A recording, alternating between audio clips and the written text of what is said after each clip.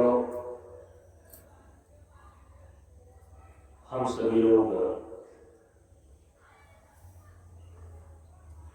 प्रशांत कन्या मिशन योग आश्रम गुआसा से पूरा मंच पर रौद्र संवत्सर सन 2026 ईस्वी में 19 मार्च से लेकर 27 मार्च तक आयोजित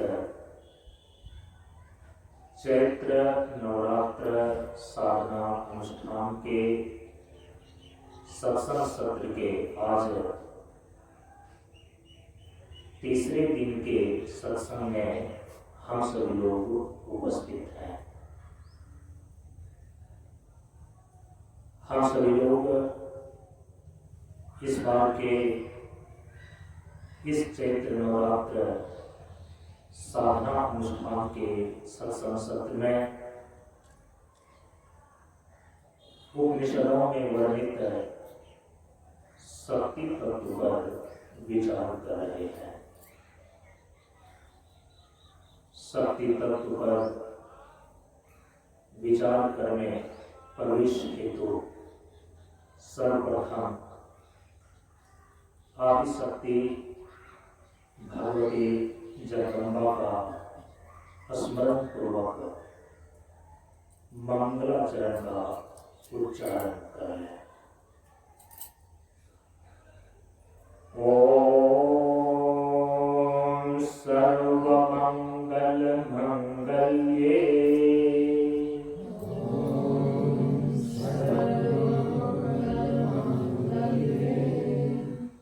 शिवे सर्वार्थ साधिके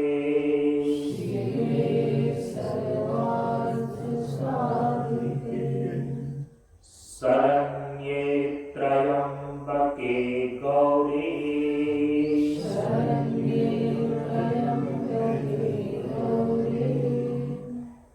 नारायणी नमोस्तुते।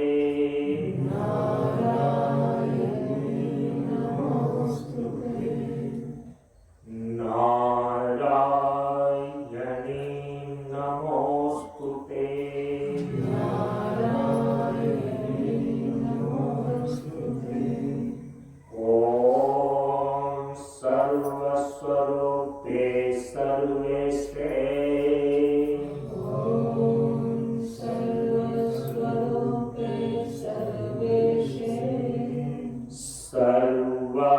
सर्वशक्ति समन्विते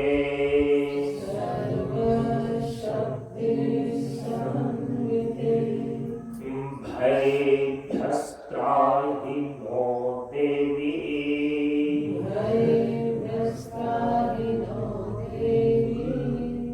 दुर्गे देवी नमोस्तुते।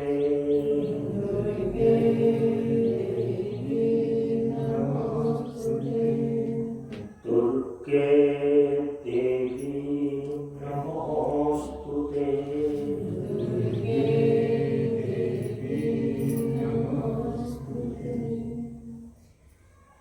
ओम नमश्चंडिकायै ओम श्री दुर्गादेव्यै नमः।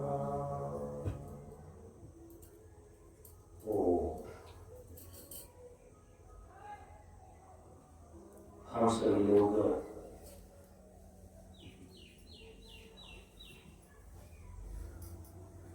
उपनिषदों में प्रतिपादित शक्ति तत्व के ऊपर विचार कर रहे हैं।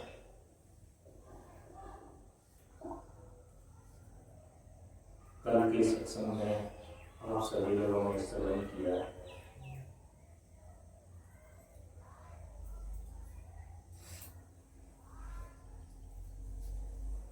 कि उपनिषद क्या है।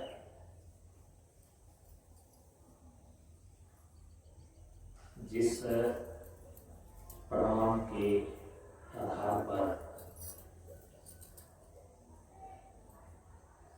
शक्ति तत्व का विचार कर रहे हैं, वह उपनिषद प्रमाण क्या है, इसके संबंध में आपने श्रवण किया कि सनातन हिंदू धर्म का जो प्रमाणिक ग्रंथ वेद है, इस वेद का ही अंतिम भाग उपनिषद है। कल आपने धर्म के संबंध में भी श्रवण किया। अभी पूरे विश्व में जितने भी धर्म प्रतिष्ठित हैं और समाज के बीच स्थापित हैं,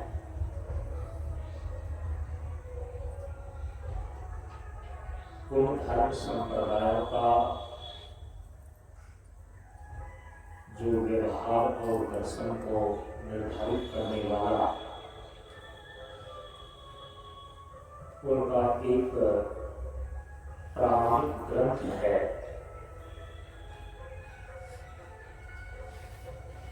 उसी ग्रंथ के आधार पर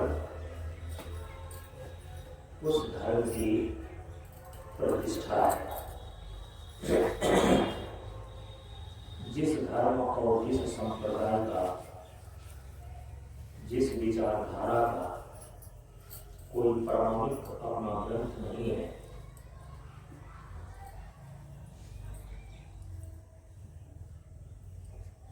तो वह विचारधारा और वह धर्म संप्रदाय समाज के बीच में अधिक दिनों तक स्थापित नहीं रह पाता है, जीवित नहीं रह पाता है, क्योंकि धर्म के मूल में दो चीजें मुख्य हैं, वो है व्यवहार और दर्शन।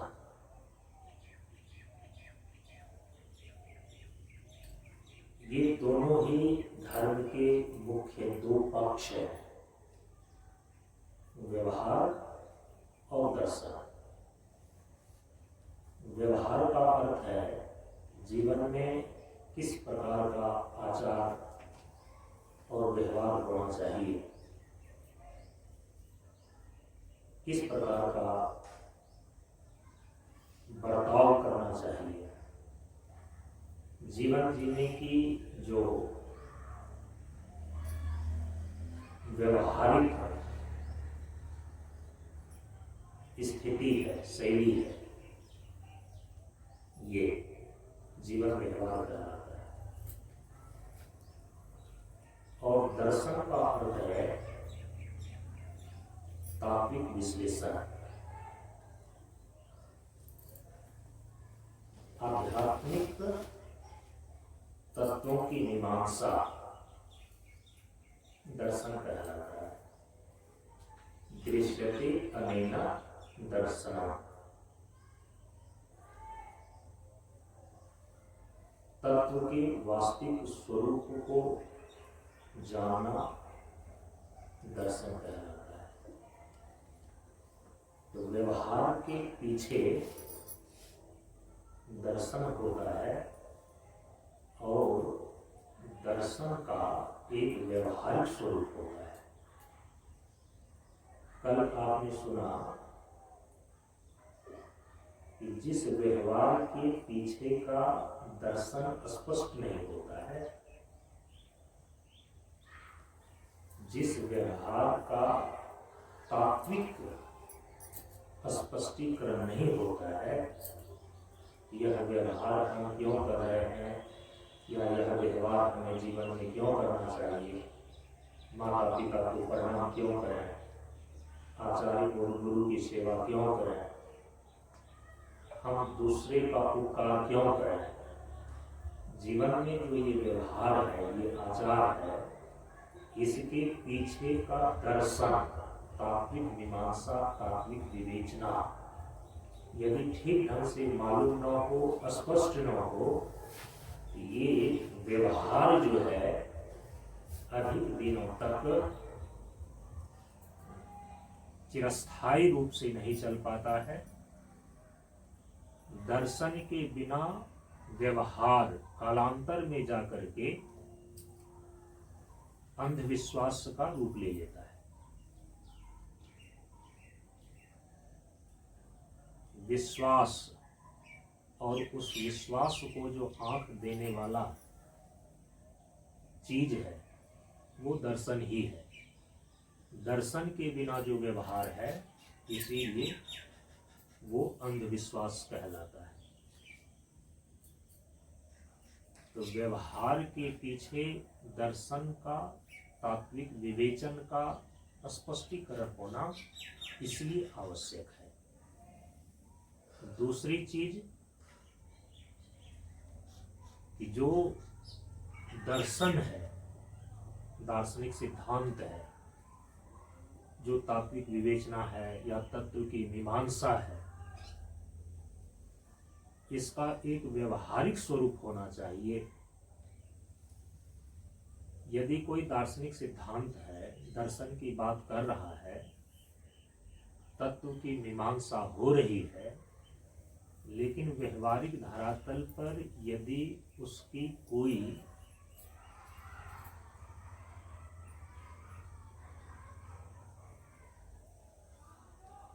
क्रियान्वित स्वरूप नहीं दिखाई दे रहा है तो वो दर्शन की बातें तो केवल आसमानी बातें हो गई ना।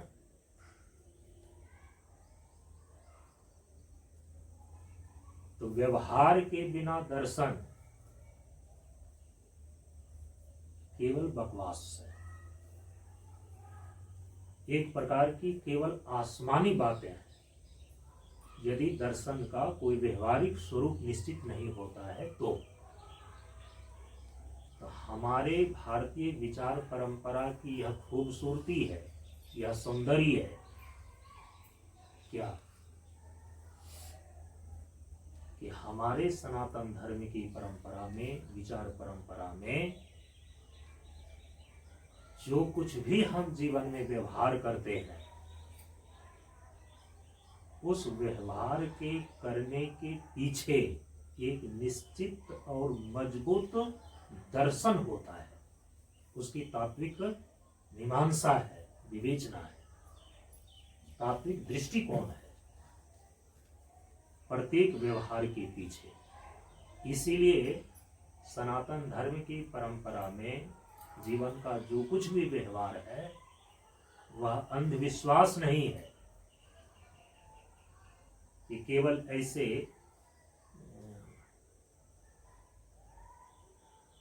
बने बनाए और मने मनाए चीजों को पूर्वज कर रहे थे इसलिए आज की पीढ़ियां करती चली आ रही है, केवल ऐसी बात नहीं है।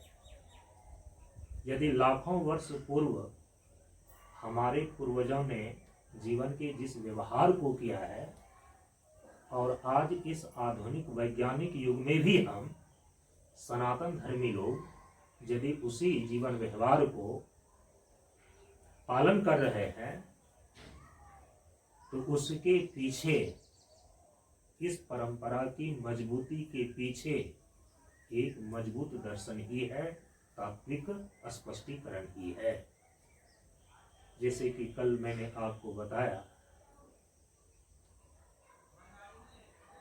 कि उपासना के अंदर सनातन धर्म की परंपरा में हम सभी लोग गाछ वृक्ष की पूजा से लेकर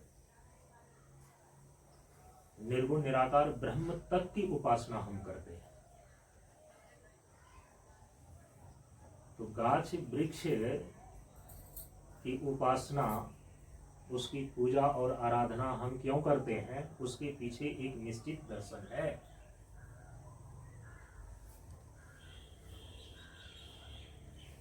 हम मानते हैं कि पेड़ पौधे के अंदर भी जीव है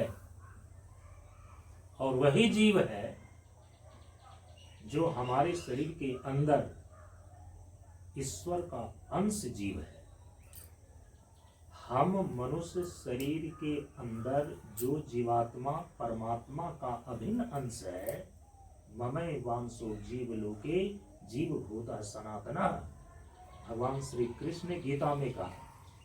छांदोग्य उपनिषद ने कहा कि अनेना जीवेना अनुप्रविशन्ति, मनुष्य के शरीर के भीतर परमात्मा ही जीव के रूप में प्रवेश करते हैं। जो परमात्मा का अभिन्न सनातन अंश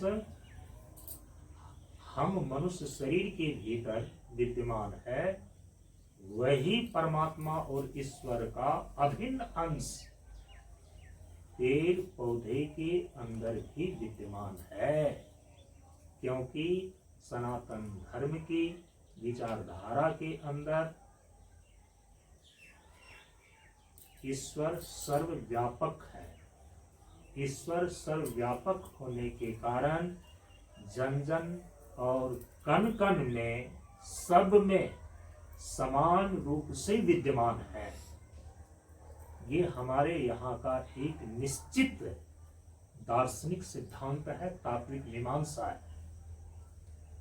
इसी आधार पर हम पेड़ पौधे के अंदर भी परमात्मा का निवास मान करके हम उनकी पूजा और आराधना करते हैं, उसका पोषण करते हैं, उसका सम्मान करते हैं। हमारे यहाँ नदियों की पूजा होती है। पेड़ पौधे के अंदर तो जीव होते हैं। भारत के वैज्ञानिक जगदीश चंद्र बसु ने वैज्ञानिक तरीके से इसको प्रमाणित भी किया। वैज्ञानिक तरीके से प्रमाणित होने के पहले ही पेड़ पौधे में भी जीव होते हैं। हमारे भारतीय वैदिक ऋषियों ने लाखों वर्ष पहले ही इस चीज को कह दिया है, जो वेद में वर्णित है। 84 लाख प्रकार की योनियों में पेड़ पौधे भी एक योनि है, एक शरीर है, जिसमें नित्य और अविनाशी जीवात्मा 84 लाख प्रकार के शरीरों में भ्रमण करने के क्रम में पेड़ पौधे के शरीर में भी पहुंचते हैं और निवास करते हैं।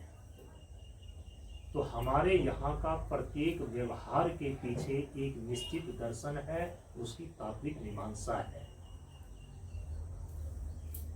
इसीलिए यह अंधविश्वास नहीं है। अब जो भारतीय दर्शन के दृष्टिकोण से अवगत नहीं होते, परिचित नहीं होते, और उसके आधार पर जो हमारे यहाँ पर कई ऐसे जीवन व्यवहार हैं, जैसे पेड़ पौधे इत्यादि की भी पूजा और आराधना करना, तो दूसरे को लगता है कि ये अंधविश्वास, सूर्य को अर्घ देना अंधविश्वास है। नहीं, संपूर्ण ब्रह्मांड का केंद्र सूर्य है, ये वैज्ञानिक लोग भी मानते हैं। और संपूर्ण ब्रह्मांड की प्रतिमूर्ति यह पिंड रूप हमारा शरीर है। तो पिंड और ब्रह्मांड का एकत्व होने के कारण से समष्टि स्तर पर ब्रह्मांड का अधिपति जो सूर्य है, वृष्टि धरातल पर हमारे इसी पिंड रूपी शरीर में उसी सूर्य की गर्मी, ताप और उस सूर्य अधिदेव से अनुग्रहित हमारे शरीर के अंदर ये दोनों नेत्र काम कर रहे हैं। ये तात्विक मीमांसा है, ये वैज्ञानिक आधार है। जब हम ब्रह्मांड के अधिपति भगवान सूर्य को एक लोटा जल रूप अर्घ्य प्रदान करते हैं, तो उसके द्वारा केवल समष्टि स्तर पर पोषण ही नहीं होता है, बल्कि व्यष्टि स्तर पर स्वयं के जीवन को लाभ नेत्र ज्योति के रूप में प्राप्त होता है। तो मैंने केवल ये उदाहरण दिया कि हमारे यहाँ सनातन धर्म की परंपरा में एक छोटे से जीवन व्यवहार से लेकर जीवन का उत्कृष्ट व्यवहार तक जो कर रहे हैं हम, उसके पीछे एक निश्चित और मजबूत दर्शन है, दार्शनिक दृष्टिकोण है। इसीलिए ये अंधविश्वास नहीं है, ये हमारे भारतीय विचार परंपरा की खूबसूरती अर्थात सौंदर्य है। ठीक इसी प्रकार से हमारे यहाँ जो दर्शन है, तो प्रत्येक दार्शनिक सिद्धांत का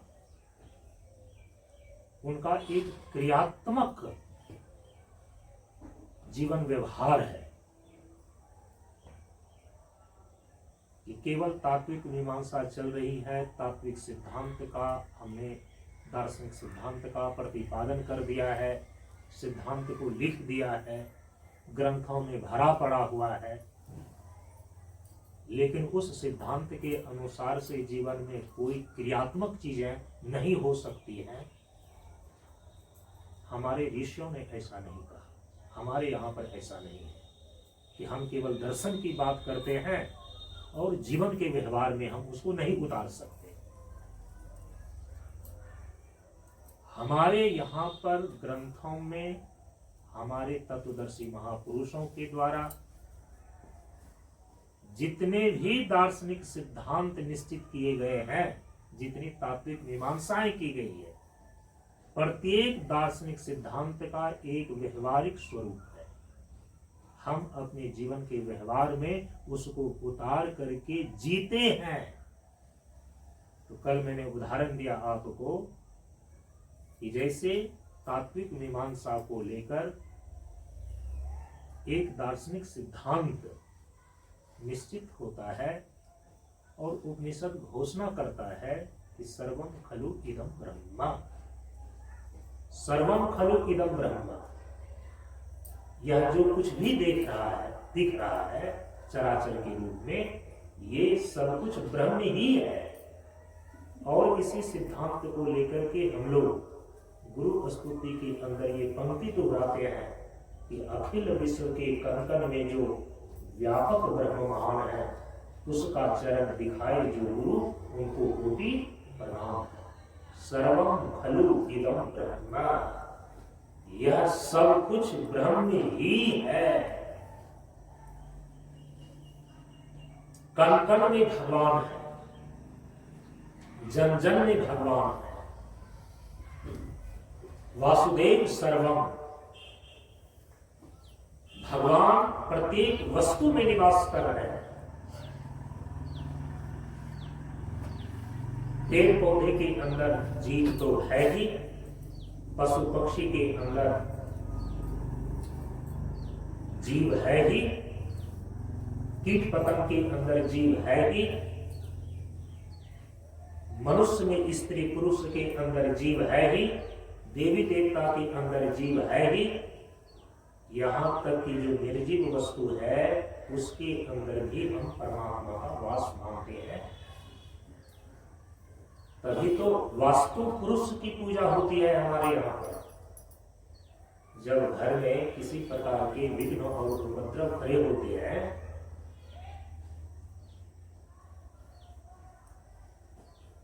तो ज्योतिष विज्ञान के आधार पर यदि वास्तु दोष पाया जाता है,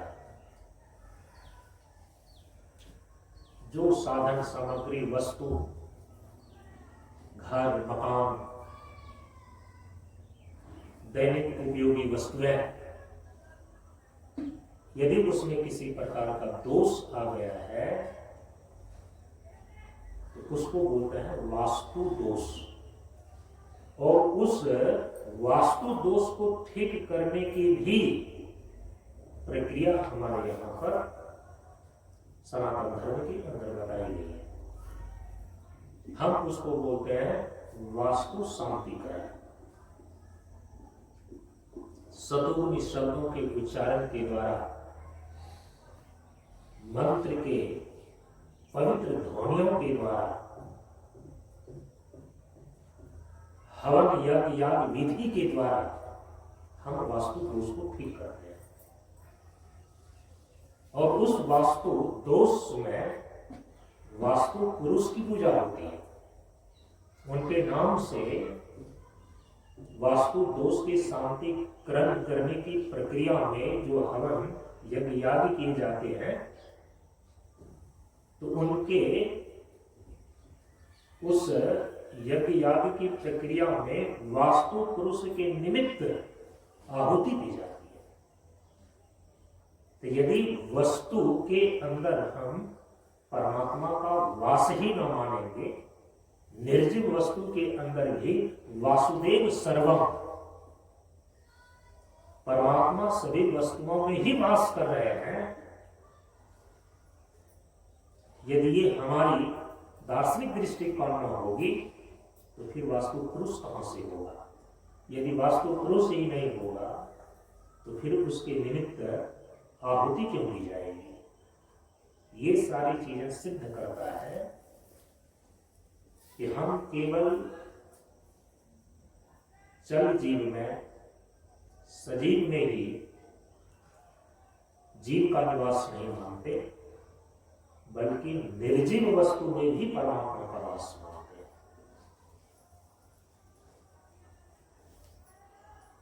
फिलहाल में ही कुछ ऐसे धर्म और संप्रदाय कुकुर कुत्ते की भांति उग आए हैं, जो कि समाज में इस प्रकार के विचार का प्रचार करते हैं कि परमात्मा सर्वव्यापक नहीं है, ईश्वर सर्वव्यापक नहीं है, केवल सर्वव्यापकता का भाव है। तो यदि आप ईश्वर को केवल एक जगह पर रहने वाला पुरुष मात्र मानते हैं, जैसे कि एक बहुत बड़े साम्राज्य का कोई एक राजा अपने निश्चित नगर में निवास करता है, जो इस प्रकार की अवधारणा को लेकर के ईश्वर की सत्ता को मानता है, उसके यहां तो फिर ईश्वर सर्वव्यापक नहीं हो सकता। जो कि पूरे विश्व पर शासन करने वाला ईश्वर को उसी प्रकार से मानता है जिस प्रकार से एक पूरे साम्राज्य पर एक चक्रवर्ती सम्राट एक निश्चित नगर में निवास करके वो शासन करता है। हमारे यहाँ का ईश्वर वैसा नहीं है कि किसी एक कोने में सातवें आसमान में बैठ करके पूरे विश्व को चला रहा है। हमारे यहाँ पर जो सबसे ऊंचा दर्शन है, सबसे जो उत्कृष्ट तात्विक मीमांसा है, जिसको हम अद्वैत वेदांत बोलते हैं, ज्ञान मार्ग का सिद्धांत बोलते हैं, इसके अनुसार से संपूर्ण जगत का अभिन्न निमित्तोपादान कारण ईश्वर है।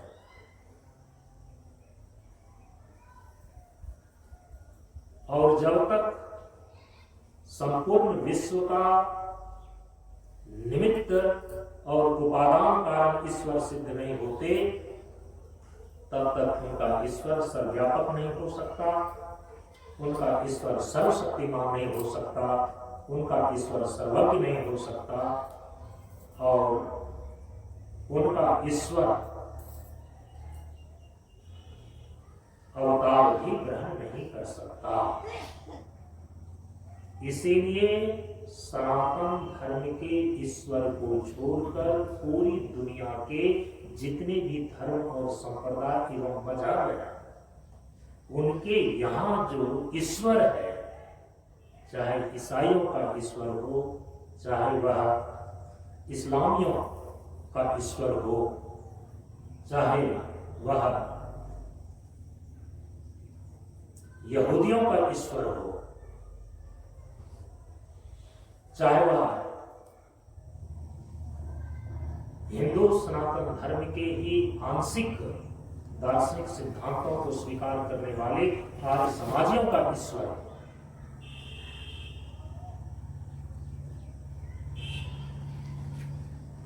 केवल ईश्वर के निर्गुण निराकार स्वरूप को मानने वाले कबीर आदि पंथियों का ईश्वर हो, उनके ईश्वर अवतार ग्रहण नहीं कर सकते।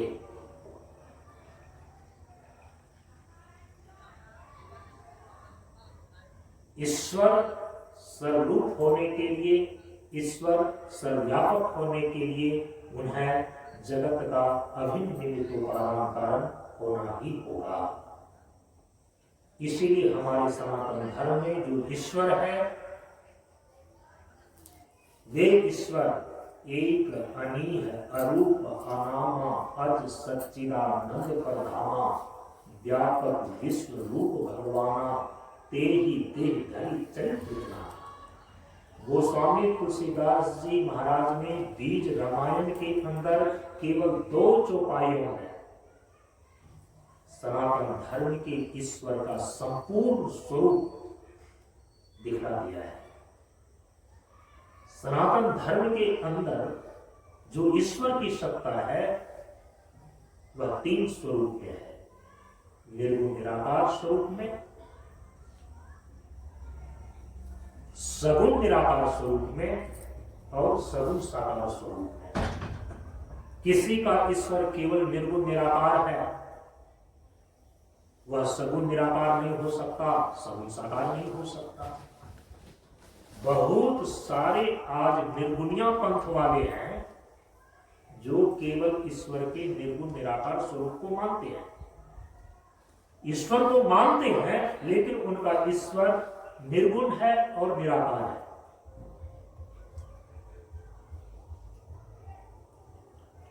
गुण से रहित है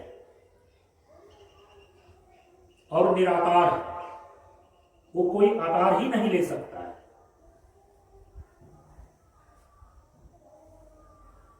कि ईश्वर भिन्न भिन्न अवतार लेते हैं और जीवों का कल्याण करने के लिए आते हैं। जो केवल ईश्वर को निर्गुण निराकार मानते हैं उसका ईश्वर आकार लेकर तो आ ही नहीं सकते।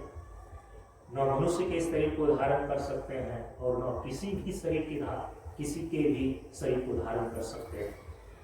तो निर्गुण निराकार ईश्वर को मानने वाले का जो ईश्वर है वो सगुण निराकार नहीं हो सकते और सगुण साकार तो हो ही नहीं सकते। निर्गुणिया पंथ वाले ईश्वर के इसी स्वरूप को मानते हैं। दूसरा है ईश्वर का सगुण निराकार स्वरूप। सगुण निराकार स्वरूप का मतलब होता है कि सगुण है, गुण सहित है, त्रिगुणात्मक प्रकृति व माया को अपनी अचिंत्य शक्ति के रूप में परमात्मा उसके माध्यम से अपने आप को प्रकट करते हैं। लेकिन जब तक उन्होंने प्रकट नहीं किया है अपनी योग माया त्रिगुणात्मिका प्रकृति को धारण किया हुआ है, वह सगुण हो गया। सगुण ईश्वर बोलते हैं उसको। प्रकट नहीं हुआ है तो निराकार है, तो सगुण निराकार ईश्वर का स्वरूप हो गया। अपनी त्रिगुणात्मिका योग माया को उसके द्वार से जब ईश्वर अपने आप को प्रकट करता है, अवतार ग्रहण कर लेता है, भिन्न भिन्न रूपों में जीव जगत के रूप में अपनी अभिव्यक्ति कर देता है, कोई मूर्त रूप धारण कर लेता है, तब हम ईश्वर के उस स्वरूप को सगुण साकार बोलते हैं। रामकृष्ण इत्यादि के रूप में भगवान का अवतीर्ण होता है। देह धरि चरित्र नाम, विभिन्न प्रकार के चरित्रों को और लीलाओं को वो करते हैं। ये सगुण साकार स्वरूप है भगवान का। सगुण निराकार स्वरूप वस्तु के अंदर कण कण में और जन जन में जो जीव के रूप में ईश्वर निवास कर रहे हैं वो सगुण निराकार स्वरूप है ईश्वर का। पेड़ पौधे के शरीर के अंदर भी परमात्मा का निवास है, कीट पतंग के अंदर भी निवास है, निर्जीव जड़ पदार्थों में भी परमात्मा का वास है। तो कण कण में विश्वरूप भगवाना, यह जो विश्वरूप है भगवान का, यही सगुण निराकार स्वरूप है। और सबसे ऊपर निर्गुण निराकार स्वरूप, वह बिल्कुल असंग निर्विकार नित्य कूटस्थ, जिसमें किसी भी प्रकार का कोई परिवर्तन नहीं होता, किसी प्रकार का परिणाम नहीं घटित होता, अगम प्रभु स्वज्ञान जी का जीवन को वैज्ञान के रूप में प्रतिष्ठित रहता है, वो परमात्मा का निर्गुण निराकार स्वरूप है। निर्गुण, किसी प्रकार का वहां गुण नहीं है, विकार नहीं है। निराकार, वहां किसी भी प्रकार का कोई आकार नहीं है। संपूर्ण दृश्य प्रपंच से परे जो दृष्टा मात्र के रूप में, चिद मात्र के रूप में जो स्वरूप है परमात्मा का, उसको बोलते हैं निर्गुण निराकार स्वरूप। तो सनातन धर्म के अंदर जो ईश्वर तत्व है, जो परमात्मा है, उनके ये तीन स्वरूप है। निर्गुण निराकार स्वरूप जो एक, अनीह, अरूप, अनामा, अज, सत, चित, आनंद, परधामा के रूप में है। इसके बाद परमात्मा का दूसरा सगुण निराकार स्वरूप है, जो व्यापक विश्व रूप भगवाना के रूप में। प्रत्येक सजीव और निर्जीव वस्तुओं में जो परमात्मा जीव के रूप में निवास कर रहे हैं, यही भगवान का विश्व रूप है। व्यापक विश्व रूप भगवाना, ये परमात्मा का सगुण निराकार स्वरूप है। विशेष प्रयोजन को लेकर के भक्तों का कल्याण करने के लिए जब वही ईश्वर अपने विशेष रूप को लेकर के प्रकट होते हैं, मूर्त रूप धारण करते हैं, तो तेह धरी चरित्रकृत नाना, और नाना प्रकार के चरित्रों को आदर्श के रूप में प्रस्तुत करते हैं और लीलाओं का संपन्न करते हैं। वो परमात्मा का सगुण साकार स्वरूप है, रामकृष्ण इत्यादि के विग्रह रूप है।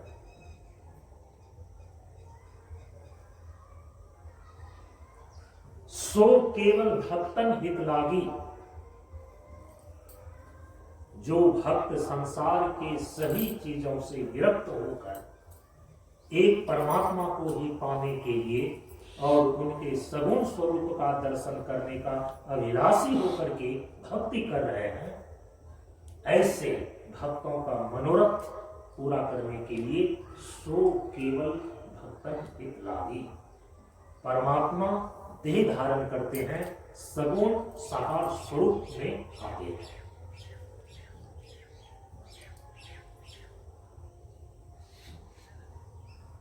और विशेष प्रयोजन क्या है? यदा यदा हि धर्मस्य ग्लानिर्भवति भारत अभ्युत्थानम् अधर्मस्य तदात्मानं सृजाम्यहम् परित्राणाय साधूनां विनाशाय च दुष्कृतां धर्म संस्थापनार्थाय संभवामि युगे युगे। धर्म की अच्छी तरह स्थापना करने के लिए और उस धर्म की स्थापना करने में दो चीजें हो सकती हैं। परित्राणाय साधूनां विनाशाय च दुष्कृताम्। जो दुष्ट और दुर्जन लोग हैं उसका सहाया किया जा सकता है।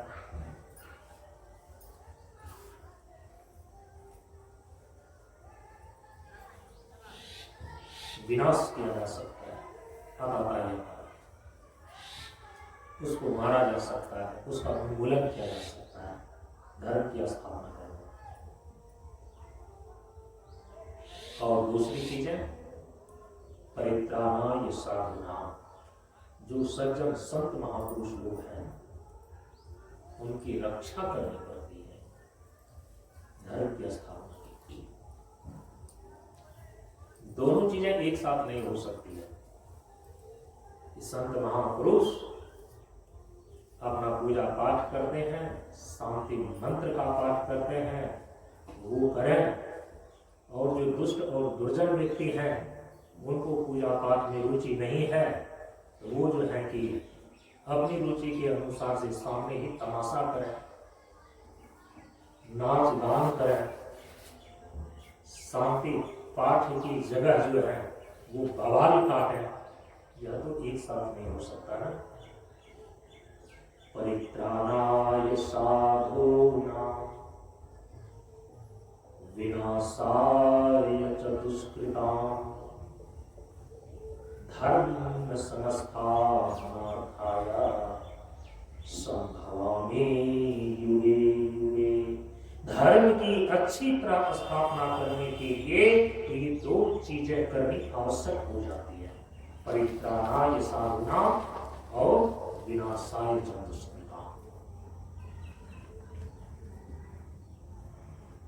जो सज्जन संत महापुरुष हैं उनकी हर तरीके से रक्षा करनी होगी, तभी धर्म की स्थापना हो सकती है। और जो दुष्ट दुर्जन लोग हैं उनका निग्रह करना होगा, उस पर नकेल डालना होगा, और यदि बात से न माने तो फिर उनका उन्मूलन ही करना होगा। विनाशाय, उनका विनाश भी करना पड़े तो ये काम करना पड़ता है। अब ये कोई सामान्य व्यक्ति करे तो फिर उसको हत्या का दोष लग जाए। संत महापुरुष उपदेश कर सकते हैं, चेतावनी दे सकते हैं, योग विधि के द्वारा, सिद्धियों के द्वारा थोड़ा थोड़ा निग्रह कर सकते हैं, लेकिन किसी दुष्ट दुर्जन व्यक्तियों का पूर्णतः सफाया करना, उनका उन्मूलन करना, उनकी जड़ का उच्छेद ही कर देना और गाजर मूली की तरह उसको काट फेंकना, ये संत महापुरुष नहीं करेंगे। दूसरा लोग करेंगे भी तो फिर मानवाधिकार के अंदर तो पूरे विश्व में एक प्रकार का प्रश्न चिन्ह उठेगा। तो जब संत महापुरुषों के द्वारा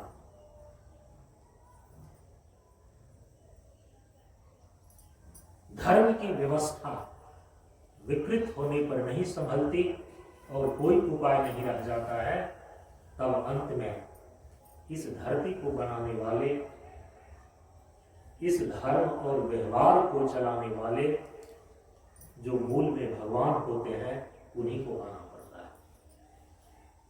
संभवामि युगे युगे, हे भगवान अपनी पूरी शक्ति के साथ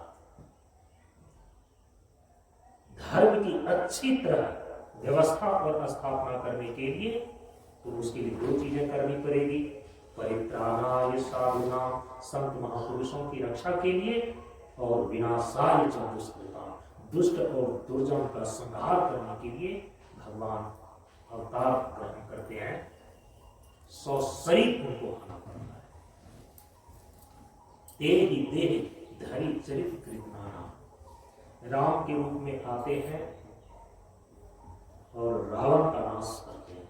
कृष्ण के रूप में आते हैं, कंस का नाश करते हैं, नरसिंह के रूप में आते हैं और हिरण्यकशिपु का नाश करते हैं, तब धर्म की रक्षा हो पाती है। ये है भगवान का सगुण साकार स्वरूप, तेज चरित्र नाना। इसीलिए हमारे यहाँ पर ईश्वर जो सर्वव्यापक है, तो सर्वव्यापक होने का मतलब ये होता है इस तीन स्वरूपों में उनका होना। वो निर्गुण निराकार स्वरूप में भी है, वो सगुण निराकार स्वरूप में भी है, और वे सगुण साकार स्वरूप में भी आते हैं। हमारे यहाँ का ईश्वर सातवें आसमान पर बैठकर पूरे विश्व का शासन नहीं करता, वो एक राजा की भांति एक विशेष जगह पर बैठ करके शासन चलाने वाले नहीं होते हमारे यहाँ का ईश्वर। लेकिन दूसरे धर्म संप्रदाय का जो ईश्वर है, उन्होंने अपने ही ग्रंथों में ईश्वर की सत्ता को उस रूप में ख्यापित करके रखा है, निरूपित करके रखा है। मैंने थोड़े ज्यादा उसके ग्रंथों में लिख दिया है, चाहे वो कुरान हो चाहे वह बाइबिल हो।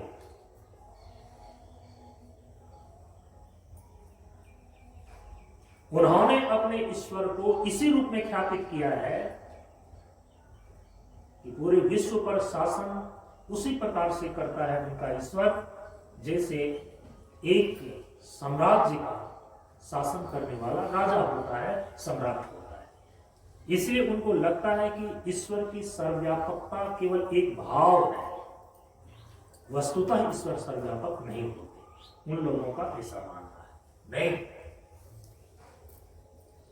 हमारे यहां जो ईश्वर है, वो ईश्वर जो सर्वव्यापक है, वे तीन स्वरूप में होते हैं, निर्गुण निराकार स्वरूप में, सगुण निराकार स्वरूप में और सगुण साकार स्वरूप में।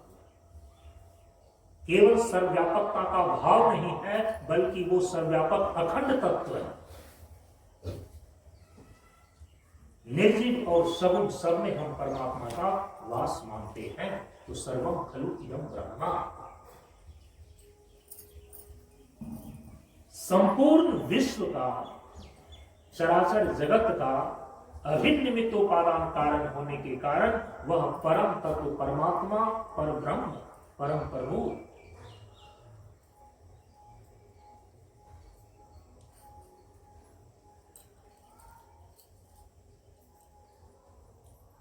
जन जन और कण कण में व्यापक है, व्याप्त है।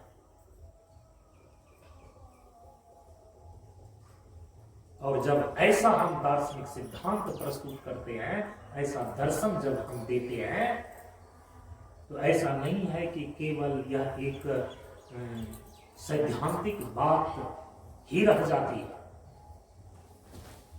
इस सिद्धांत को हम अपने व्यवहार में उतार करके चरितार्थ करते हैं। ये हमारे सनातन धर्म की विचार परंपरा की खूबसूरती है, ये सौंदर्य है। सर्वम खलु इदं ब्रह्म वासुदेव सर्वम, इस दार्शनिक सिद्धांत के आधार पर ही हमारे यहाँ का यह व्यवहार है कि वसुधैव कुटुंबकम, पूरी दुनिया को हम अपना परिवार मानते हैं। नहीं चाहते इस दुनिया में अपना राज्य जमाना, नहीं चाहते औरों की मुंह की रोटी खा जाना, पर सत्य न्याय के लिए हमारा लेहू सदा बहेगा। सत्य और न्याय के लिए हमने बड़े बड़े युद्ध किए हैं। हमारे यहां पर जो भी आ जाते हैं ना, हम उसको अतिथि देवो भव, ये अतिथि के रूप में भगवान ही पधारे हुए हैं, ऐसा मान करके हम उनका सम्मान करते हैं। अब कोई आताताई, कोई छली और कोई कपटी अतिथि बन करके आए और स्वागत करने वाले स्वामी के पीठ में ही छुरा भोंक दे,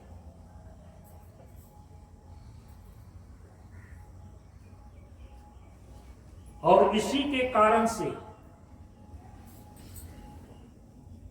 ऐसी दुष्टता के कारण से ही कुछ विधर्मियों ने सनातन धर्म को मलिन किया।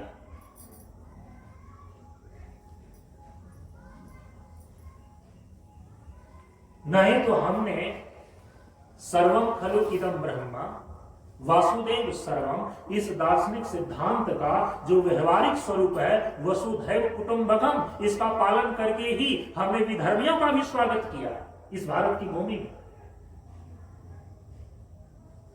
हम शुरू में किसी को दुश्मन मानते ही नहीं, हम अपने से अलग मानते ही नहीं है। अब कोई दूसरा व्यक्ति हमें दुश्मन माने, वो उनका दुर्भाव है, उनकी दुर्भावना है।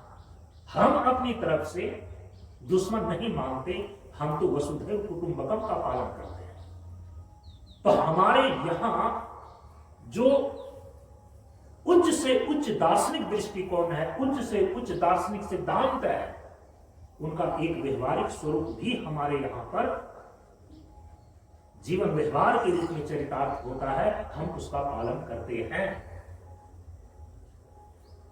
अतिथि देवो भव के रूप में हम सबका पूजा और सम्मान करते हैं। अब जो छल और कपट से स्थान देने वाले, स्वागत करने वाले, अपना परिवार मानने वाले के साथ ही छल कपट का व्यवहार करे, पीठ के पीछे छुरा भोंक दे, उनके इस दुर्व्यवहार से उनको भी फल मिलता है। और हम सभी लोग ऐसे दुर्व्यवहार का भी प्रतिकार करने के लिए जब दुष्टों की पहचान हो जाती है, जब आताताइयों की पहचान हो जाती है, तो फिर हम उसका भी प्रतिकार करने में पीछे नहीं हटते हैं। सत्य न्याय के लिए हमारा लेहू सदा गएगा, हमने खून बहाया है सत्य के लिए और न्याय के लिए, लेकिन दूसरे के राज्य को हड़पने के लिए हमने कभी भी खून को नहीं बहाया है, रक्तपात नहीं किया है।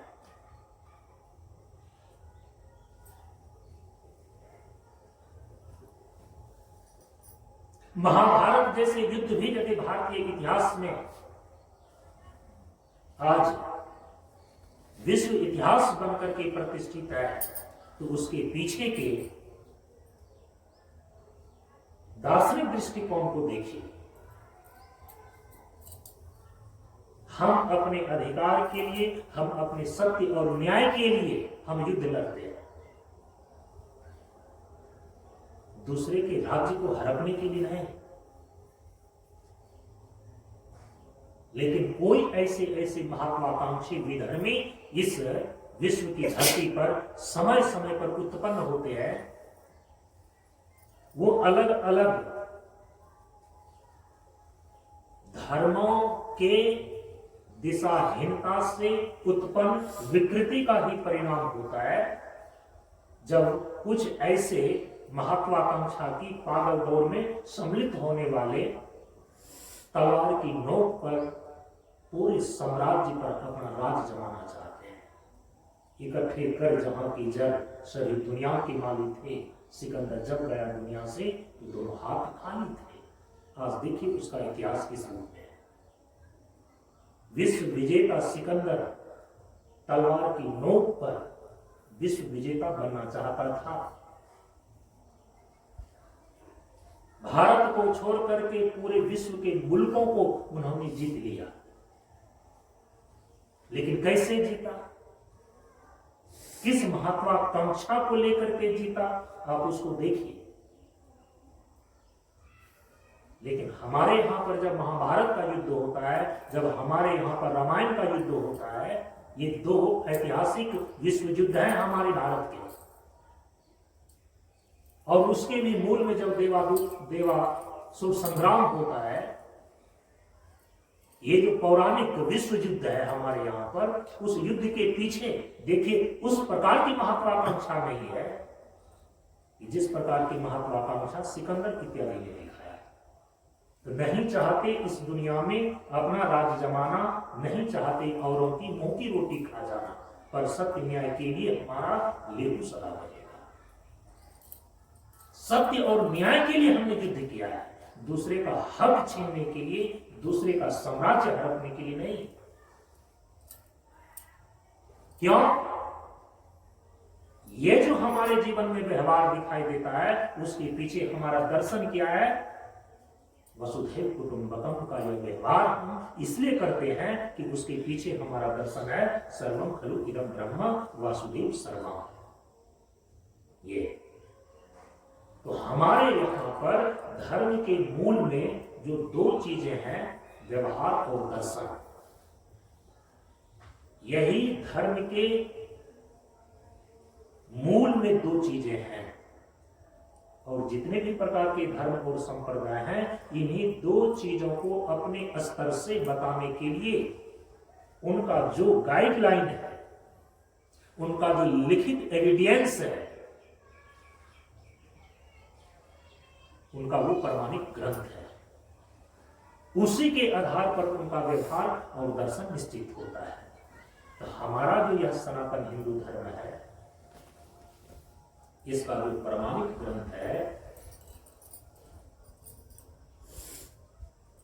सनातन हिंदू धर्म का संपूर्ण जीवन व्यवहार और संपूर्ण दर्शन जिसके द्वारा निश्चित और निर्धारित होता है, इसका प्रमाणिक ग्रंथ वेद है।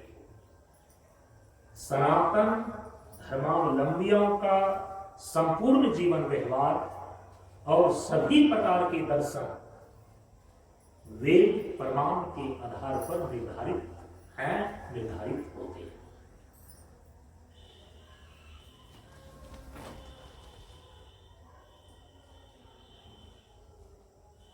हम क्या करें क्या ना करें, इसका दिशा निर्देश करने वाला जो मूल ग्रंथ है वो वेद है।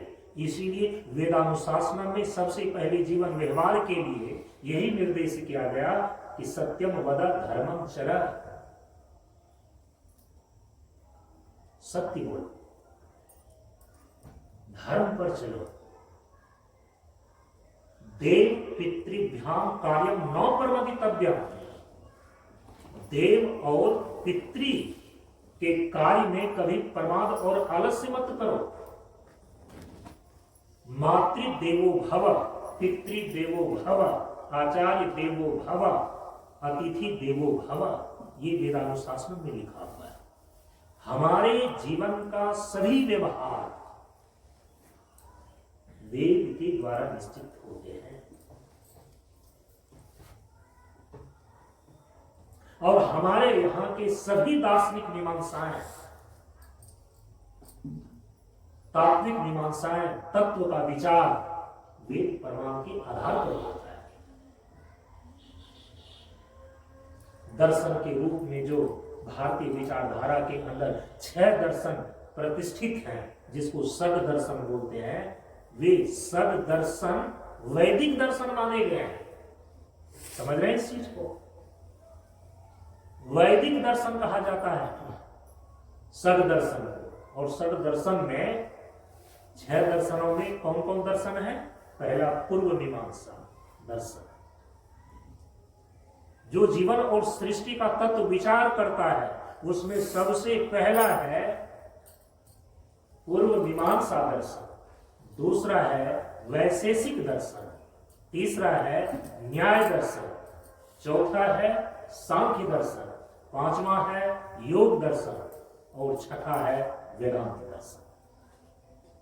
इन 6 दर्शनों को हम वैदिक दर्शन बोलते हैं।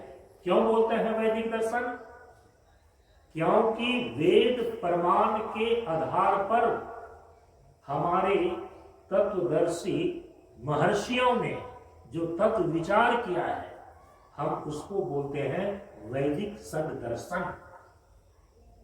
तो हमारे यहाँ का जो दर्शन है, वो दर्शन भी उसका मूल आधार वेद ही है। और वेद प्रमाण के आधार पर जिस दर्शन का प्रणयन हुआ, जो तत्व विचार किया तत्वदर्शी महापुरुषों के द्वारा, तो उसकी संज्ञा पर गई वैदिक दर्शन, सद वैदिक दर्शन। इसी को हिंदू दर्शन भी बोलते हैं। पूर्व मीमांसा दर्शन के प्रणेता है महर्षि जैमिनी, जो भगवान वेदव्यास के शिष्य हैं। धर्म के तत्वों का, कर्म के तत्वों का विशद विचार किया है। कर्म मीमांसा दर्शन के अंदर महर्षि जैमिनी ने।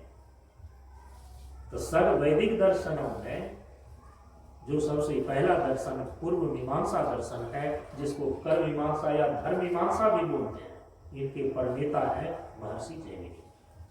जो दूसरा दर्शन है वैशेषिक दर्शन, जिस वैशेषिक दर्शन में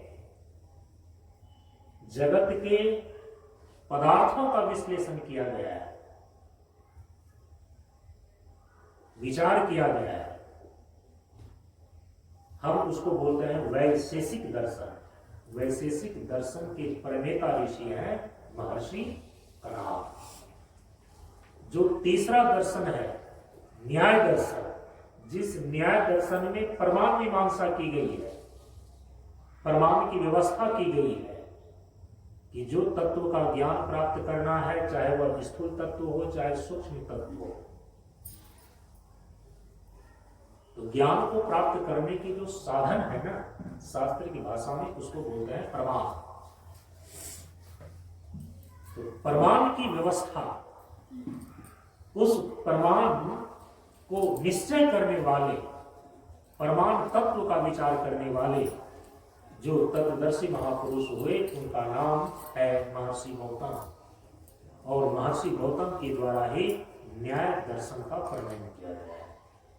न्याय दर्शन के प्रणेता ऋषि हैं महर्षि गौतम। चौथा है सांख्य दर्शन, जिस सांख्य दर्शन में प्रकृति और पुरुष तत्व का विचार किया गया है। ये जीवन के दो ही मौलिक अनादि तत्व हैं, एक है प्रकृति और दूसरा है पुरुष चेतन आत्मा। संसार के और जीवन के सभी स्थूल सूक्ष्म तत्व इन्हीं दो मौलिक अनादि तत्व की परंपरा से ही निर्मित है, उद्भूत है। तो प्रकृति और पुरुष तत्व का विचार किया, इस तत्व विचार को बोलते हैं सांख्य दर्शन। और इस सांख्य दर्शन के प्रणेता ऋषि हैं महर्षि कपिल। पांचवा दर्शन है योग दर्शन। योग दर्शन में प्रकृति से विविक्त होकर इस शरीर के भीतर जो चेतन आत्मा है, यह अपने स्वस्वरूप में किस प्रकार से प्रतिष्ठित हो सकेगा, अवस्थिति लाभ कर सकेगा, आत्म साक्षात्कार करने की वैज्ञानिक विधियों को महर्षि पतंजलि ने प्रतिपादित किया है योग दर्शन। योग दर्शन के प्रणेता ऋषि हैं महर्षि पतंजलि। और अंतिम में जो छठा दर्शन है वो है वेदांत दर्शन। और वेदांत दर्शन में जो जीवन और सृष्टि का परम तत्व ब्रह्म है, उस ब्रह्म का निरूपण किया गया है। ब्रह्म साक्षात्कार और ब्रह्म ज्ञान को प्राप्त करने की उसमें विधियां बतलाई गई है। ब्रह्म ज्ञान को प्राप्त कर लेने के बाद जीवन में जो जीवन के परम पुरुषार्थ मोक्ष की सिद्धि होती है, वह मोक्ष और मुक्ति का स्वरूप क्या है?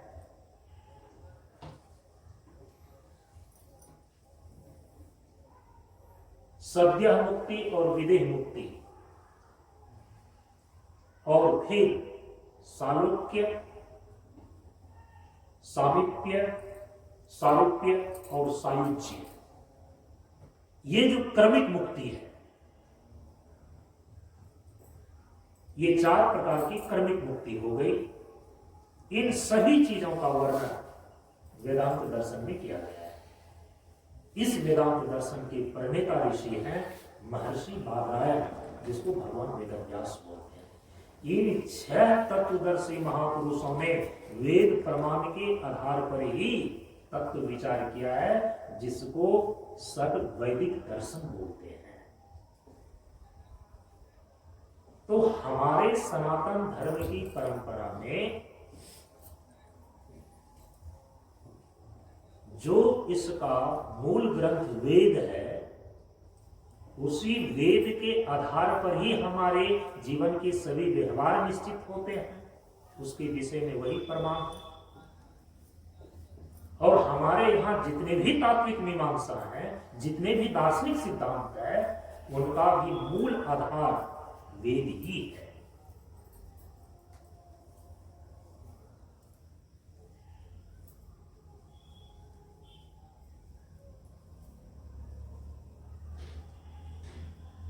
तो व्यवहार और दर्शन,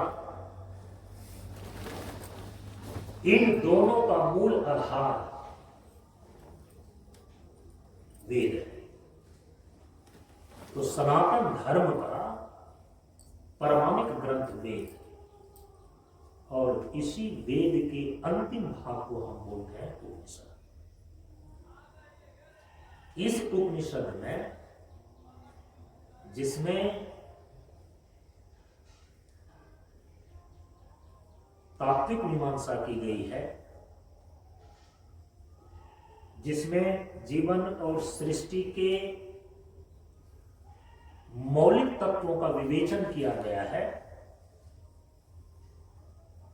उस तात्विक विवेचन के अंदर जो शक्ति तत्व है, उस शक्ति तत्व के बारे में उपनिषद क्या कहता है। और चूंकि मूल ग्रंथ वेद ही है, सनातन धर्म के जितने भी अन्य ग्रंथ हैं, स्मृति है, पुराण है, इतिहास है, ये सभी सनातन धर्म की परंपरा के ग्रंथ हैं। मूल में तो श्रुति अथवा वेद है। सनातन धर्म का मूल ग्रंथ, प्राथमिक ग्रंथ तो श्रुति है, उसी को वेद बोलते हैं। उसके अलावे, उसके अतिरिक्त सनातन धर्म की परंपरा में जो ग्रंथ है, द्वितीय स्थान पर आते हैं स्मृति ग्रंथ। जैसे मनुस्मृति है, याज्ञवल्क्य की स्मृति है, पराशर स्मृति है। ये सारे जो स्मृति ग्रंथ हैं, ये श्रुति के बाद दूसरे स्थान पर आते हैं। श्रुति स्मृति पुराणम तीसरे स्थान पर आता है पुराण, जो भगवान वेदव्यास ने वैदिक सिद्धांतों को ही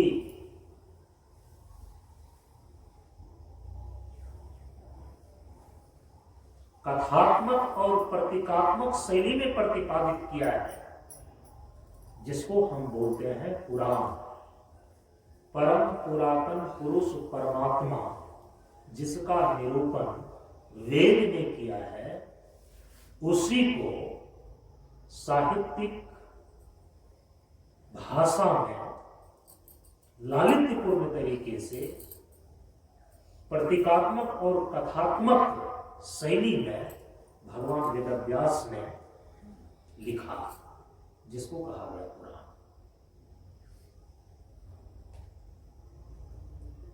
और पुराण कितने हैं? 18।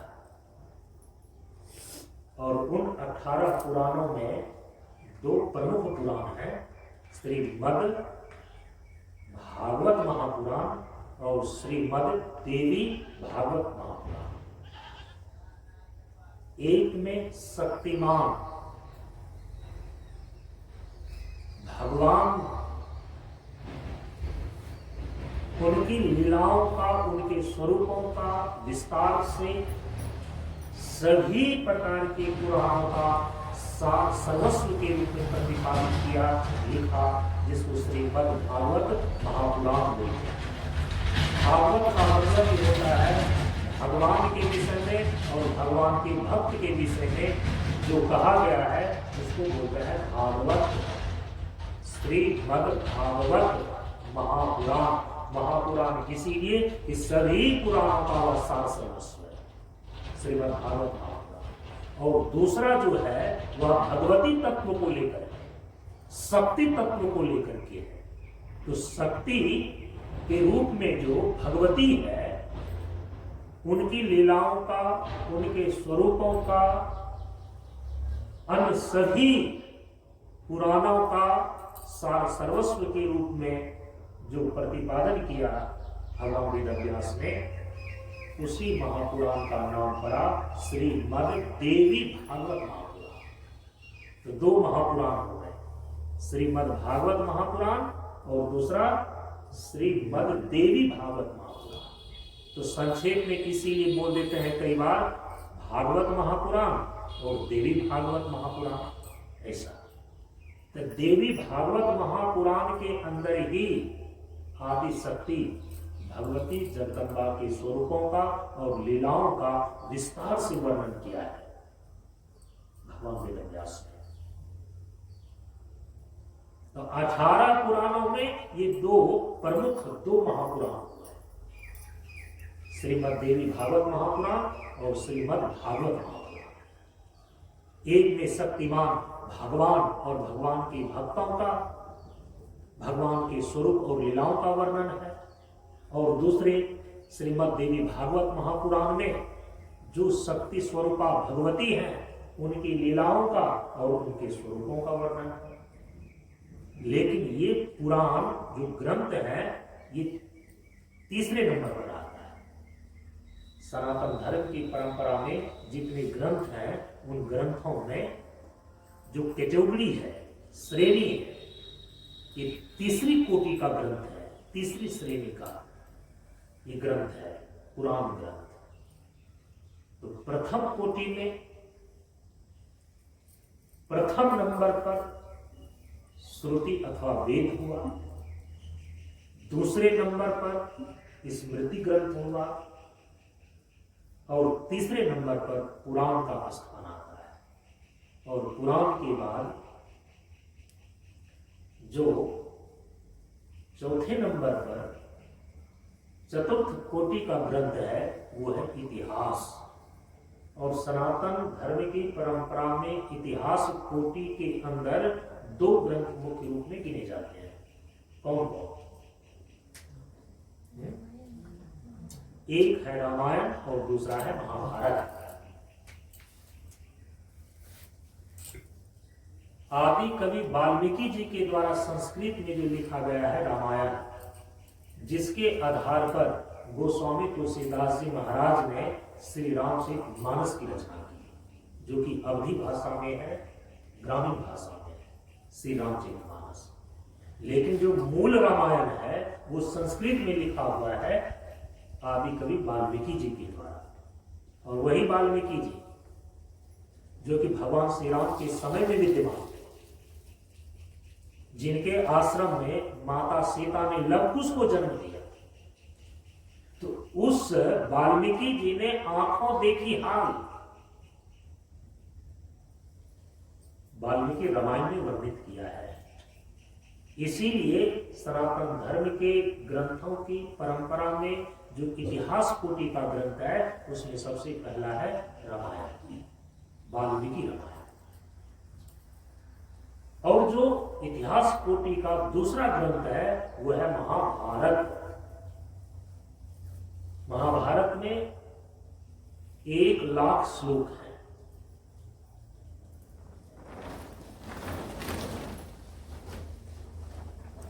भगवान वेदव्यास जी के द्वारा पंचम वेद के रूप में महाभारत ग्रंथ की रचना की गई।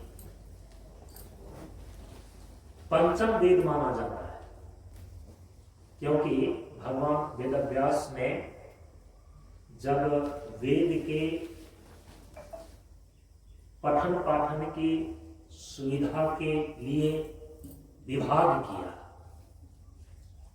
प्रचार प्रसार की दृष्टिकोण से, पठन पाठन और स्वाध्याय के दृष्टिकोण से जब वेद का विभाग किया भगवान वेदव्यास ने, क्योंकि ऋषि के रूप में तो महर्षि बादरायण थे, बद्री वन में निवास करने के कारण से उनका नाम बादरायण पड़ गया था, जो बद्री का आश्रम आज भी हिमालय के उत्तराखंड में स्थित है।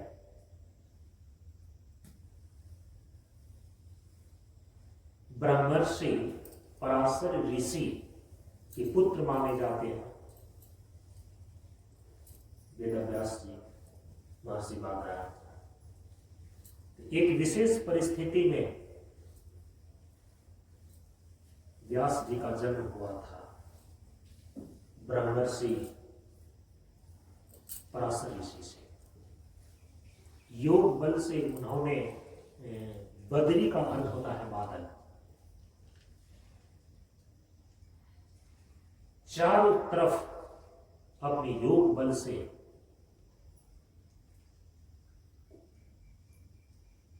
घनघोर घटा बादल का निर्माण करके सूर्य को छिपा करके रात्रि के समान कर दिए थे। और भगवान वेदव्यास का जन्म ऐसी परिस्थिति में एक द्वीप पर होता है, चारों तरफ पानी से घिरा हुआ हो और बीच में जो एक टापू सूखा स्थान हो उसको बोलते हैं द्वीप। तो भगवान वेदव्यास महर्षि बादरायण का एक नाम इसलिए कृष्ण द्वैपायन भी है। कृष्ण का मतलब होता है काला, अंधेरा, तो रात्रि के समान कर दिया योग बल से पराशर ऋषि ने। और द्वीप पर उनका जन्म हुआ तो कृष्ण द्वैपायन नाम हो गया। बद्री और घटा के कारण से सूर्य को छिपा करके रात्रि किया गया था, तो उस बद्री बादल के कारण से सूर्य छिपा करके रात्रि की गई थी, इसलिए उनका एक नाम बादरायण भी पड़ा। बद्री वन में निवास करने के कारण से बादरायण कहा गया। बादरायण का अर्थ होता है बद्री जुड़ अयन। बद्री माने बादल या बद्री माने बद्री नामक वन, अयन माने घर। बद्री ही जिनका घर हो उनको बोलते हैं बादरायण। तो महर्षि बादरायण भगवान वेदव्यास ने जब वेदों का विभाग किया, वेद के 4 भाग बनाए, ऋग्वेद, यजुर्वेद, सामवेद और अथर्ववेद। और उसी भगवान वेदव्यास जी के द्वारा पंचम वेद के रूप में इतिहास कोटि का एक ग्रंथ लिखा गया जिसका नाम पड़ा महाभारत। तो महाभारत ग्रंथ जो है ना, सनातन धर्म की परंपरा में ये पंचम वेद के रूप में प्रतिष्ठित है। अच्छा, पंचम वेद इसको क्यों कहा गया, इसको मैं स्पष्ट करके अपनी वाणी को विराम देता हूं। वेद के मंत्र इतने उत्कृष्ट संस्कृत भाषा में है, सामान्य संस्कृत भाषा में नहीं है, इसीलिए वेद के मंत्र को देववाणी कहा गया है। इतने उत्कृष्ट संस्कृत भाषा में है कि सामान्य लोगों के प्रज्ञा और मेधा की वश की बात नहीं है, इसलिए आचार्य परंपरा से ही हम उसको समझ सकते हैं। तो हमारे आचार्यों ने, हमारे ऋषियों ने, महापुरुषों ने, चूंकि हमारे जीवन व्यवहार और दर्शन का मूल तो वेद ही है, उनको समझे बिना न तो जीवन का सही व्यवहार हो सकता है, न तो जीवन में सही दर्शन स्थापित हो सकता है, तत्व विचार स्थापित हो सकता है। तो इसीलिए वेद को समझाना, वेद का प्रचार करना, उसके लिए तो भगवान वेदव्यास ने पुराणों की रचना की। लेकिन फिर भी उनको ऐसा लगा कि जो वेद का भाष्य होना चाहिए,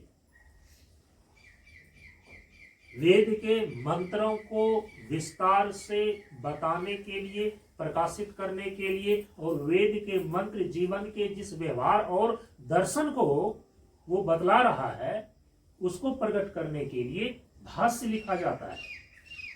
तो समझिए कि चारों वेदों का भाष्य रूप पंचम वेद महाभारत है, ऐसा समझना चाहिए।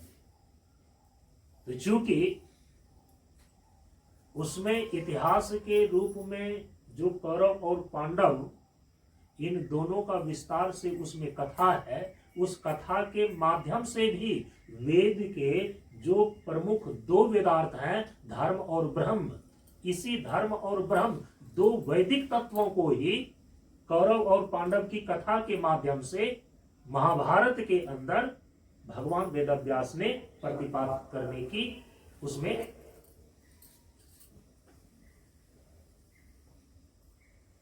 उसका प्रतिपादन किया है। ये तो नहीं कहते कि प्रतिपादन करने की चेष्टा किया है, वो तो सामान्य व्यक्ति करते हैं। जिस भगवान वेदव्यास के लिए हम लोग जब उनको प्रणाम निवेदित करते हैं तो उनकी स्तुति पढ़ते हैं, क्या? नमोस्तुते व्यास विशाल बुद्धि। जिनकी बुद्धि इतनी विशाल है व्यासस्य उच्छिष्टम सर्वम, ऐसा कहा गया कि दुनिया में कोई भी ऐसी चीज नहीं है जो भगवान वेदव्यास के द्वारा न कही गई हो। इसीलिए जो कुछ भी अभी कहा जा रहा है, किसी के द्वारा भी कहा जा रहा है, वो व्यास का उच्छिष्ट माना जाता है, मतलब उनका जो छाया हुआ है। जो उन्होंने एक बार कह दिया, अब उसी को दोबारा जो कह रहा है वो भगवान वेदव्यास का जुटाया हुआ ही तो माना जाएगा, उच्छिष्ट। भोजन जो आपने खा लिया और जो छूट गया, उस झूठे भोजन को आप उच्छिष्ट बोलते हैं ना। तो उच्छिष्ट का मतलब होता है कि जो पहले कह दिया गया भगवान वेदव्यास के द्वारा। हम जो कहने वाले हैं कई बार उन्हीं को ये पता नहीं होता है ये बातें पहले ही पुराणों में कह दी गई है। कई बार दूसरे के मुख से सुन करके आप बोलते हैं, कई बार जो है कि कहीं दूसरे के किताबों में पढ़ करके आप बोलते हैं, लेकिन उस किताबों में लिखने वाले यदि इतना ईमानदार न हो कि वो बातें उन्होंने कहाँ से लिखी है उसका उन्होंने जिक्र ही नहीं किया, तो आप तो समझते हैं कि अमुक आदमी ने किताब में पहली बार बताया है। वो पहली बार नहीं बताया है, ये दावा है कि व्यासस्य उच्छिष्टम सर्वम। जो भी ज्ञान की बातें कही जा रही है, जो भी कथा कहानी कही जा रही है, जो भी व्यवहार की बातें बताई जा रही है, चाहे वह अर्थ से संबंधित हो, चाहे वह काम से संबंधित हो, चाहे वह धर्म से संबंधित हो, चाहे वह मोक्ष से संबंधित हो, सर्वम व्यासस्य उच्छिष्टम। ये सब कुछ पहले भगवान वेदव्यास के द्वारा कह दिया गया है, प्रतिपादित कर दिया गया है पुराणों में, ब्रह्मसूत्र दर्शनों में, महाभारत जैसे पंचम वेद में सब कुछ कर दिया गया है। कहने वाले को ही ये पता नहीं होता है कि ये बातें मूल में भगवान वेदव्यास ने इस ग्रंथ में लिख दिया है। व्यासस्य उच्छिष्टम सर्वम। संपूर्ण ब्रह्मांड में जो भी घटनाएं घट सकती है, संपूर्ण ब्रह्मांड की सभ्यता का इतिहास भगवान वेदव्यास ने अपने पुराणों में वर्णित कर दिया है। समझ रहे हैं इस चीज को? ऐसी ऐसी कहानियां, ऐसी ऐसी आख्यायिकाएं आपको पुराणों में, महाभारत इत्यादि ग्रंथों में पढ़ने को मिल जाएगी जिसकी आप कल्पना ही नहीं कर सकते। केवल भारतवर्ष मृत्यु लोक की भूमि की ही कथा नहीं है, देवलोक की कथाओं का वर्णन है, पतालोक की कथाओं का वर्णन है। हर एक लोक कौन पूछे, जो एक ब्रह्मांड के अंदर 14 भुवन होते हैं, 14 लोकों की कथाओं का और उनकी सभ्यताओं का इतिहास का वर्णन भगवान वेदव्यास ने पुराणों में कर दिया है। इसीलिए व्यासस्य उच्छिष्टम सर्वम, भगवान वेदव्यास के द्वारा ही जुटाया हुआ सब मानना चाहिए, क्योंकि उन्होंने पहले कर दिया है। इसलिए सभी वक्ताओं को और सभी श्रोताओं को ये परिज्ञान होना चाहिए कि जो कुछ भी कहा जा रहा है इन सारी चीजों को भगवान वेदव्यास ने पहले ही कह दिया है। केवल उसका पता होना चाहिए कि ये बातें इन ग्रंथों में कही गई है।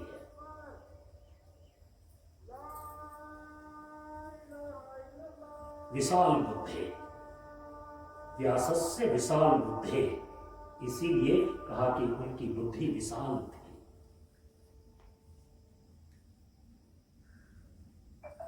तो कौरव और पांडव की कथाओं के द्वारा महाभारत में वेद के दो मौलिक तत्वों को, धर्म और ब्रह्म को ही निरूपित किया है कथा के माध्यम से, ऐसा समझना चाहिए। तो उन्होंने प्रतिपादित किया प्रतिपादित करने की चेष्टा की उन्होंने, ऐसा नहीं कर सकते, उन्होंने प्रतिपादित किया है। उसके बाद जो अन्य वक्ता है ना, वो प्रतिपादित करने की चेष्टा करते हैं, कोशिश करते हैं, प्रयास करते हैं। हम सभी लोग प्रयास ही कर रहे हैं।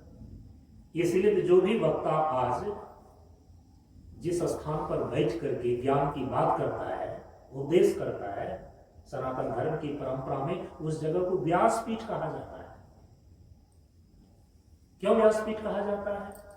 अरे कोई कुछ भी बोले, अपना जगह है, अपना मंच है, अपना संस्थान है, वो अपनी जगह बोल रहा है, उस जगह को व्यासपीठ हम क्यों बोलेंगे? इसीलिए व्यासपीठ बोला जाता है क्योंकि भगवान वेदव्यास ने ही पहले सब कुछ कह दिया है। वो वक्ता तो अपनी जगह, चाहे सार्वजनिक जगह, जहां भी हो, बैठ करके केवल उन्हीं चीजों को वो दोहरा रहा है, वो दूसरे को बता रहा है। व्यासस्य उच्छिष्टम सर्वम, सारी बातें तो पहले भगवान वेदव्यास ने बता ही दिया है। लेकिन ये ज्ञान की परंपरा है कि गुरु और शिष्य, वक्ता और श्रोता के बीच वो ज्ञान की परंपराएं चलती है, वो अक्षुण्ण बनी रहती है। इसीलिए वक्ता जहां से बोलते हैं, उपदेश करते हैं, प्रवचन करते हैं, हम उस जगह को व्यासपीठ बोलते हैं। भगवान वेदव्यास के बाद सभी वक्ताएं उनके द्वारा कही गई बातों को केवल बताने का प्रयास कर रहा है, कोशिश कर रहा है, चेष्टा कर रहा है।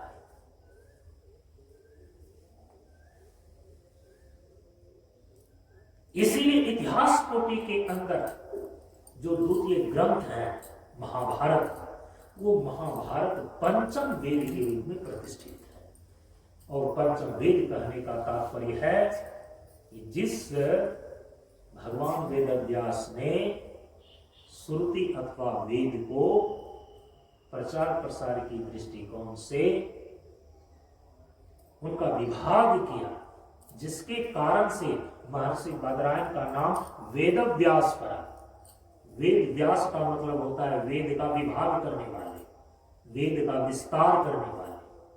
तो विस्तार करने वाले का मतलब यहां ये नहीं है कि वेद में जो पहले से निश्चित मंत्र थे उसमें और मंत्रों को जोड़ दिया, बढ़ा दिया। तो विस्तार का मतलब वहां पर ये नहीं है। वहां विस्तार का मतलब है वेद को विभाग करने वाले। तो कल मैं बताऊंगा वेद को किस आधार पर भगवान वेदव्यास ने उसको विभाग किया। तो विभाग करने के कारण से वेदव्यास कहा गया महर्षि बादरायण। तो जिन्होंने वेद का विभाग किया, उन्होंने ही संपूर्ण वेदों का भाष्य रूप इतिहास कोटि का एक ग्रंथ महाभारत की रचना करके उसका नाम उन्होंने दे दिया पंचम वेद। तो महाभारत भी कोई सामान्य ग्रंथ नहीं है। महाभारत के अंदर ही जो 25वां भीष्म पर्व है, मध्य महाभारत ग्रंथ के मध्य में जो भीष्म पर्व है, उसी भीष्म पर्व के अंदर श्रीमद् भगवद गीता है, जो भगवान श्री कृष्ण के द्वारा अर्जुन को उपदेश दिया गया है। भगवान आदि शंकराचार्य जी ने महाभारत के उस बीच वाले खंड को, जहां भगवान श्री कृष्ण और अर्जुन का संवाद गीता के रूप में हुआ है, उस गीता ग्रंथ पर भाष्य लिख करके आज एक स्वतंत्र ग्रंथ के रूप में वह प्रतिष्ठित हो गया है। जो श्रीमद् भगवद गीता ग्रंथ अभी आप देख रहे हैं, वो गीता जो है कहां है? महाभारत के अंदर है।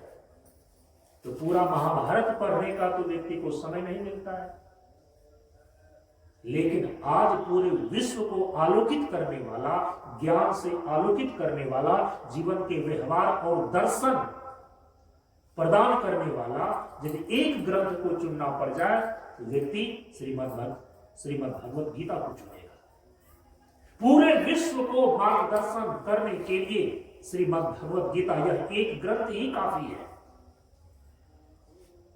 क्योंकि संपूर्ण वेदों का निचोड़ लिखा गया है श्रीमद् भगवद गीता में भगवान श्री कृष्ण ने अपनी वाणी में गीता का उपदेश करते हुए संपूर्ण वेदों को निचोड़ करके रख दिया है अर्जुन के सामने। क्योंकि भगवान वेद व्यास ने ही कह दिया है कि महाभारत पंचम वेद के रूप में, और वही पंचम वेद का जो सार सर्वस्व है, वो सार सर्वस्व है श्री गीता जी, जिसमें जीवन के व्यवहार और दर्शन दोनों को ही इतने सुव्यवस्थित रूप से प्रतिष्ठित किया गया है कि पूरे विश्व की अकेली मार्ग निर्देशिका गीता जी को बनने का सामर्थ्य प्राप्त है। ये हुआ चतुर्थ कोटि का दर्शन, चतुर्थ कोटि का ग्रंथ, जिसको हम बोलते हैं इतिहास। तो सनातन धर्म की परंपरा के ग्रंथों में सबसे पहले स्थान पर आता है स्मृति ग्रंथ, श्रुति ग्रंथ जिसको वेद बोलते हैं। दूसरे स्थान पर आता है स्मृति ग्रंथ, तीसरे स्थान पर आता है पुराण ग्रंथ, और चौथे स्थान पर आता है इतिहास ग्रंथ। इन्हीं चारों ग्रंथों के प्रमाण के आधार पर हमारे तत्वदर्शी महापुरुषों ने जो तत्व विचार किया है, हम उसको बोलते हैं दर्शन शास्त्र। जो 6 दर्शन शास्त्र आपको बतलाए गए वेद प्रमाण के आधार पर, केवल वेद प्रमाण ही नहीं बल्कि सनातन धर्म के जो ये चतुष्कोटि के ग्रंथ हैं, श्रुति, स्मृति, पुराण और इतिहास, इन सारे चीजों के तथ्यात्मक चीजों को लेकर जो तत्व विचार किया हमारे तत्वदर्शी महापुरुषों ने, हम उसको बोलते हैं दर्शन कोटि का ग्रंथ, दर्शन शास्त्र। तो सनातन धर्म की परंपराओं में ये 5वें नंबर पर आता है दर्शन शास्त्र। ऐसा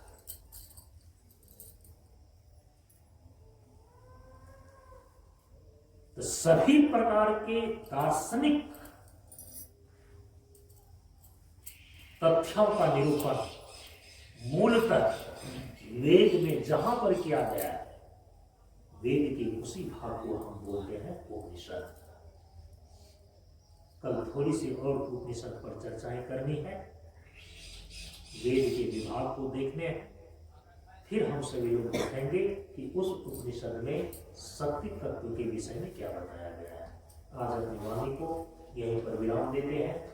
परम पूज्य गुरुदेव के श्री चरणों में नमन करते हुए आप सबों को विश्वास नमस्कार।